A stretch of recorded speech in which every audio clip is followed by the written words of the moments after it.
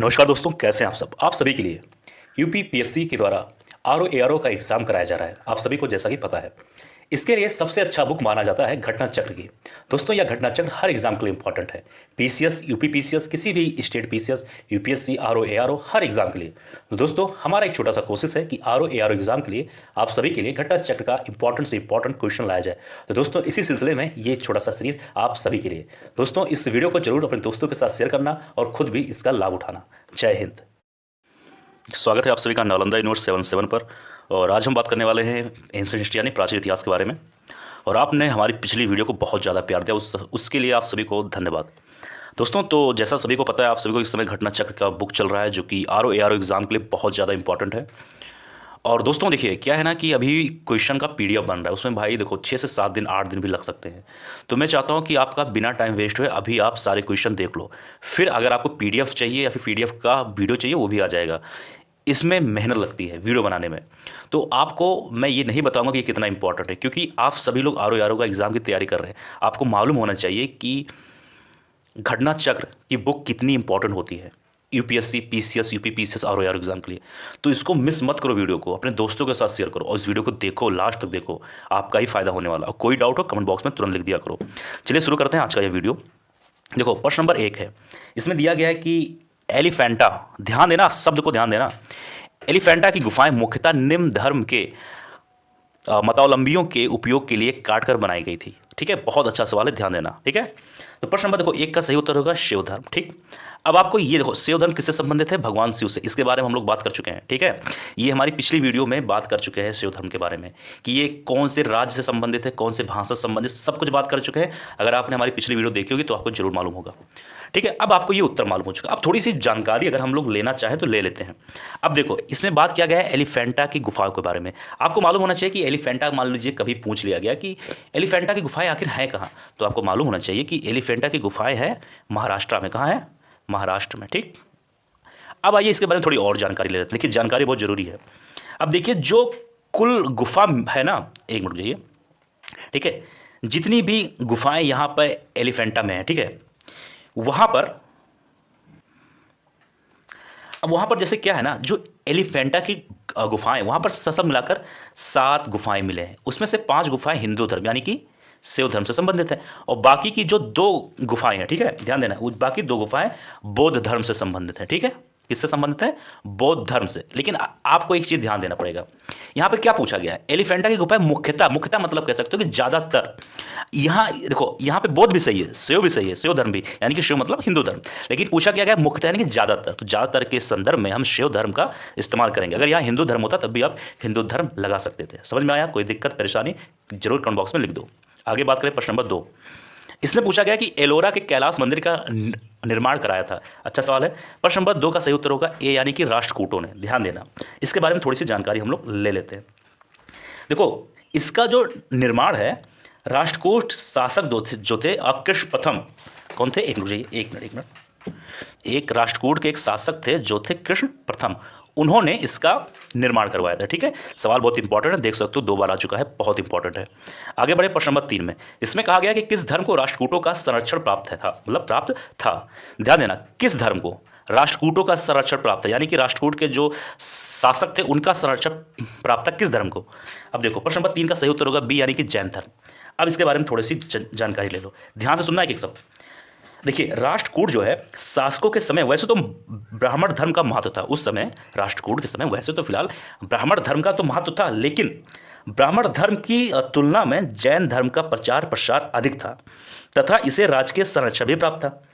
राष्ट्रकूट शासक अमोघ वर्ष के गुरु जैनाचार्य जिनसेन थे, जिन्होंने आदि पुराण की रचना की थी। उस समय शासकों तथा सामंतों के साथ साथ सेनापति पदों पर भी अनेक जैन धर्म अनुयायी भी रहते थे। यानी कि उस समय के ब्राह्मण का तो महत्व था, ब्राह्मण का, लेकिन जैन धर्म का प्रचार प्रसार ज़्यादा था, इसलिए उसका संरक्षण जैन धर्म का पर ज़्यादा दिया जाता था। समझ में आया? कोई दिक्कत? अब आइए प्रश्न नंबर 4, इसको थोड़ा सा जूम कर लेते हैं। ठीक है, अब देखिए, मैं पीडीएफ आएगा तब तक तो आएगा, लेकिन मैं सोच रहा हूँ आप सभी का कोई भी चीज़ लॉस नहीं होना चाहिए। पीडीएफ का इंतजार करेंगे तब तक आपका काफ़ी समय निकल जाएगा। अब देखो, प्रश्न नंबर 4 में है क्या करना है? 2 सूची, एक सूची 1 और सूची नंबर 2, आपको सूची को मिलाना है। ठीक है, ठीक, समझ में आया? यहाँ पे कुछ नाम दिए गए हैं, आपको बताना है कि ये कहाँ पर है। ठीक है, तो प्रश्न नंबर 4 का सही उत्तर होगा, सही उत्तर है आपका बी। यहाँ पे देखिए 4 ऑप्शन दिया गया। ठीक है, एक minute, A B C D, option सही होगा बी। बी होगा ऑप्शन, इसका मतलब आपने क्या समझा, बी ए का 2 होगा, बी का 1 होगा, सी का 4 होगा, डी का 3 होगा। अब आप देखो, स्तूप का संबंध होगा सांची, ये आसान सवाल ये है, जान जाएंगे आप लोग। और चित्रकारी का संबंध होगा बाघ से। ओके, और कनिष्क की सिरविहीन मूर्ति का संबंध होगा मथुरा से। और दशावतार मंदिर का संबंध होगा देवगढ़ से। समझ में आया? कोई दिक्कत परेशानी तो जरूर कमेंट बॉक्स में लिख देना, मैं बार बार कहता हूँ। आगे बढ़े प्रश्न नंबर 5 में, ये भी सेम उसी तरह का सवाल है। यहाँ पर आपके सामने सूची नंबर 1 में कुछ स्थान के नाम दिए गए हैं। ठीक है, और सूची नंबर 2 में कुछ स्मारक के नाम दिए गए। तो बताना है कौन सा स्थान से कौन सा स्मारक संबंध रखता है। तो प्रश्न नंबर 5 का तो सही उत्तर होगा ऑप्शन नंबर बी होगा, यानी कि ए का 3, बी का 4, सी का 2, डी का 1। अब आइए इसके बारे में थोड़ी सी जानकारी भी ले लेते हैं। ठीक है, अब देखो ए का 3 होगा ना, ए का 3 यानी कि एलिफेंटा का संबंध होगा, 3 है ना, एलिफेंटा का संबंध होगा गुफा, अभी हम लोगों ने बात किया। बी यानी कि स्वर्ण बेल गोला का संबंध होगा 4, यानी कि मूर्ति से।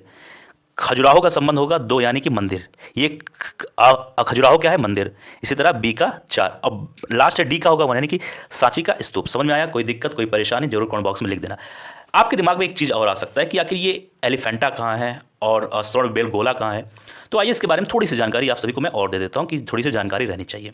अब देखिए, एलिफेंटा के तो बारे में मालूम है कि एलिफेंटा महाराष्ट्र में, अभी हम लोगों ने बात किया। ठीक है, समझ में आया? कोई दिक्कत? अब बी है स्वर्ण बेल गोला, ये कहाँ पे है? तो ये दोस्तों हैं कर्नाटक में। ठीक है, कहाँ है? कर्नाटक। अब यहाँ पे पूरा आ नहीं रहा है तो मैं लिख नहीं पाऊंगा शायद, लेकिन थोड़ा सा कोशिश करूंगा। कहाँ है? कर्नाटक में। ठीक है, ध्यान देना, कहाँ है? कर्नाटक। अब सी है खजुराहो, ये है मध्य प्रदेश में। कहाँ है? मध्य प्रदेश में। थोड़ा इसमें स्पेस नहीं, इसलिए मैं पूरा लिख नहीं पा रहा हूँ। डी है सांची। ठीक है, सांची का स्तूप, ये भी मध्य प्रदेश में। कहाँ पे है? मध्य प्रदेश में। ठीक है, यानी कि एक मिनट, जो खजुराहो सांची है मध्य प्रदेश में, बी है कर्नाटक में, एलिफेंटा है महाराष्ट्र में। ठीक है, आगे बढ़े प्रश्न नंबर 6। प्रश्न नंबर 6 भी काफ़ी इंपॉर्टेंट सवाल है। ठीक है, ध्यान देना, इसको थोड़ा जूम कर लेते हैं हम लोग। ओके, और जूम कर लेते हैं थोड़ा सा। हाँ, अब प्रश्न नंबर 6 में है कुछ एक सूची है, उसमें कुछ ऐतिहासिक स्थल हैं, और सूची नंबर 2 में राज्य है। यानी बताना जो ऐतिहासिक स्थल है उसका राज्य क्या था। ठीक है, तो सूची नंबर माफ करें, सूची नहीं, सवाल नंबर 6 का सही उत्तर पहले जान लो। उत्तर सही होगा ऑप्शन नंबर बी। ठीक है, ऑप्शन नंबर बी मतलब ए का 2, बी का 3, सी का 4, डी का 1, यानी कि भीम बेटका का संबंध होगा मध्य प्रदेश। ध्यान देना, शोर टेम्पल का संबंध होगा तमिलनाडु से, हम्पी का संबंध होगा कर्नाटका से, और मानस का संबंध होगा असम से। समझ में आया? कोई दिक्कत परेशानी कमेंट बॉक्स में तुरंत लिखो कि सर ये नहीं समझ में आया, प्लीज़ बता दीजिए, ये आप एकदम हक से बोलो। ठीक है, प्रश्न नंबर 7 पे आ जाइए, इंपॉर्टेंट सवाल ये भी है। कानपुर उत्तर प्रदेश स्थित भीतरगांव मंदिर के संदर्भ में निम्नलिखित कथनों में से कौन सा कथन सही पूछा गया है। अब पहली बात एक चीज़ जान लो, आप सवाल नंबर 7 हटा दो, आप सवाल नंबर 7 फिर से भी पढ़ो। अब देखो, इस सवाल में ही उत्तर है। अगर कभी भी पूछ लिया जाए कि भीतरगांव मंदिर जो है कहाँ पर है, तो आपको क्या बताना है? ये कानपुर में है, और कानपुर कहाँ है? उत्तर प्रदेश में। लेकिन इसमें पूछा क्या गया है? इस मंदिर के संदर्भ में कुछ चीज़ें पूछी गई हैं। ठीक है, तो प्रश्न नंबर जो 7 है इसका सही उत्तर होगा सी। अब देखो यहाँ पर यहाँ पर ए बी 2 ऑप्शन यहाँ दिया गया है और सी यहाँ दिया गया है। उत्तर सही होगा, एक मिनट, जो सी उत्तर होगा, यानी कि पॉइंट नंबर 1 पॉइंट नंबर 2 दोनों सही है। अब आइए पॉइंट नंबर 1 देखते हैं, पॉइंट नंबर 2 देखते हैं। यानी पॉइंट नंबर 1 जो है आपका, इस मंदिर का निर्माण 5वीं सदी ईसा से 6वीं सदी ईसा के मध्य में हुआ, यानी कि 5 और 6 के बीच में हुआ। ठीक है, दूसरा है इसमें कि ईंटों से निर्मित या भारत के प्राचीनतम मंदिरों में से एक है। आपको समझ में आया? कोई दिक्कत है कोई परेशानी जरूर कमेंट बॉक्स में लिख दो। अगर आप चाहते हैं कि थोड़ा सा इसके बारे में और बात कर लिया जाए तो ठीक है, हम लोग बात कर लेते हैं। अब देखो, आपको ये मालूम हो चुका है कि ये कानपुर में है। ठीक है, इस मंदिर का निर्माण जो है ये गुप्त काल में हुआ था। किस में हुआ था? गुप्त काल में। अगर कोई पूछ ले तो ये बता देना कि ये गुप्त काल में इस मंदिर का निर्माण हुआ था। इस मंदिर का जो निर्माण है नागर शैली में हुआ। अगर पूछ ले कौन सा शैली, तो बताना है नागर शैली। ठीक है, नागर शैली। ओके, कोई दिक्कत कोई परेशानी जरूर कमेंट बॉक्स में लिख देना। अब प्रश्न नंबर 8 पे आ जाओ। इसमें पूछा गया है कि निम्नलिखित में से किसका शिखर द्रविड़ शैली में बना हुआ है। बहुत अच्छा सवाल है। प्रश्न नंबर 8 का सही उत्तर होगा ऑप्शन नंबर बी, यानी कि ग्वालियर का तेली मंदिर। ध्यान देना, ग्वालियर, इसके बारे में थोड़ी सी और जानकारी हम लोग ले रहे हैं। देखो, ये 2016 का सवाल है। ग्वालियर स्थित तेली मंदिर का शिखर द्रविड़ शैली में निर्मित है। कौन सा शैली? द्रविड़ शैली, ग्वालियर का तेली मंदिर। ध्यान देना, जबकि नक्काशियों मूर्तियां नागर शैली बनी है। अब ध्यान देना, ग्वालियर का तेली मंदिर जो है इसका शिखर जो है, यानी कि ये मंदिर मान लो तो इसका शिखर द्रविड़ शैली में बनी हुई है, लेकिन इसकी जो मंदिर के अंदर की नक्काशी है, बाहर की नक्काशी, वो मूर्ति जो है वो जो है नागर शैली में बनी हुई है। कौन सा? नागर शैली। ठीक है। अभी यहाँ पे मान लो सवाल को चेंज कर देता कि जो ग्वालियर का तेली मंदिर है उस मंदिर का जो नक्काशी और मूर्ति है वो किस शैली में बना है, तो यहाँ पर ये द्रविड़ ना होता, यहाँ पे होता नागर। ठीक है, ये चीज़ ध्यान देना। जिस तरह मैं आप सभी को बता रहा हूँ एक एक पॉइंट कोई नहीं बताएगा। ठीक है, तो ध्यान देना इस बात पर। आगे बात करें इसी सवाल में, इसकी वास्तु शैली में हिंदू और बौद्ध वास्तुकला शैलियों का मिश्रण है।